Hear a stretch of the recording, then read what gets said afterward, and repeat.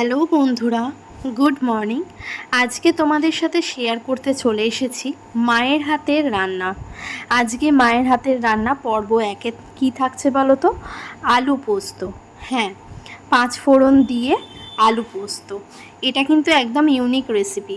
জানি না তোমরা আলু পোস্ততে ফোড়ন দাও কি না, বাট এইভাবে একবার রান্না করে দেখবে, খুব সুন্দর, সিম্পল বাট খুব সুন্দর খেতে লাগে। তো এখানে দেখো মা এখানে কড়া বসিয়ে দিল, এবারে গ্যাসটা জ্বালিয়ে নিয়ে রান্নার প্রস্তুতি শুরু করে দিয়েছে।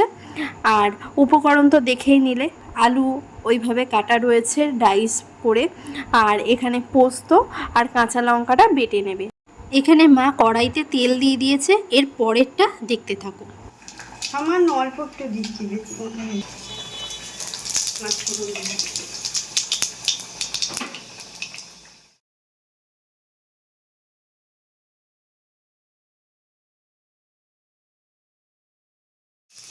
এখানে দেখো বন্ধুরা, মা আলুগুলো 5 ফোড়ন দেওয়ার পর ছেড়ে নিচ্ছে। আলুগুলো একটুখানি দেওয়ার পর ভাজা ভাজা হবে, তারপর জল দিয়ে পোস্তটা বেটে নেবে। পোস্ত বাটা হতে হতে আলুগুলো একটুখানি সেদ্ধ হয়ে আসবে, তখন সেই সময় কিন্তু মা পোস্তটা যেটা বাটা থাকবে, কাঁচা লঙ্কা পোস্ত বাটাটা, সেটা দিয়ে দেবে।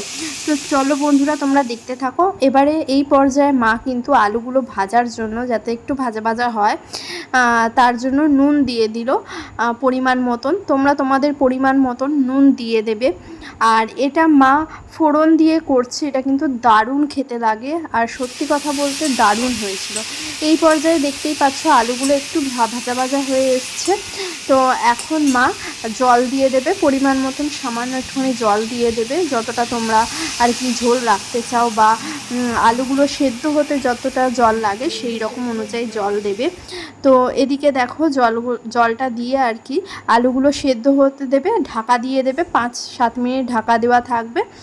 আর ততক্ষণে মা পোস্তটা বেটে নেবে। তো চলো যাই, পোস্তটা বাটাবাটি করে আসি, মানে মা বাটবে, আমি তোমাদেরকে দেখাবো আর কি। তো চলো, ফিরে এসে দেখা হচ্ছে।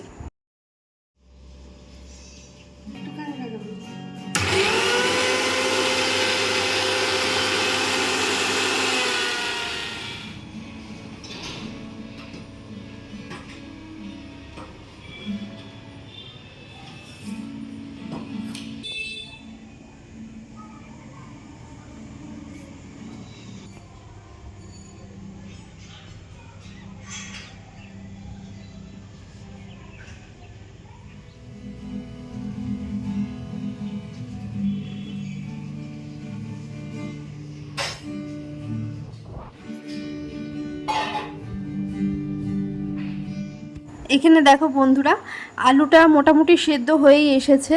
এই যে দেখো জলটা অনেকটা পরিমাণে টেনে এসছে। তো এই পর্যায়ে আরেকটুখানি হালকা করে আলুগুলো মানে ঘেঁটে ঘেঁটে দিয়ে তারপর মা এই পোস্ত বাটাটা দিয়ে দেবে। তো এইভাবে একবার জাস্ট করে খেয়ে দেখো বন্ধুরা, জাস্ট অসাধারণ লাগে খেতে। মানে কি বলবো, মানে একটা স্বাদটাই মানে অন্য রকমের, আলাদা একটা মাত্রা এনে দেয়। তো এখানে দেখতেই পাচ্ছ মা পোস্তটা দিয়ে দিয়েছে, আর যতটুকু মিক্সির বাটিতে আর কি যতটুকু পোস্ত লেগে আছে ততটুকু একটুখানি জল দিয়ে গুলিয়ে নিয়ে আর কি বাটিটা ধুয়ে জলটা দিয়ে দিচ্ছে, দিয়ে এবার সেদ্ধ হতে দিয়ে দেবে। তো ফিরে আসছি, এটা এখন মানে প্রায় 10 মিনিট মতন ঢাকা দিয়ে হবে। একেবারে ফাইনাল লুকে তোমাদের সাথে ফিরে আসছি। এই যে দেখো প্রায় হয়ে এসেছে একদম।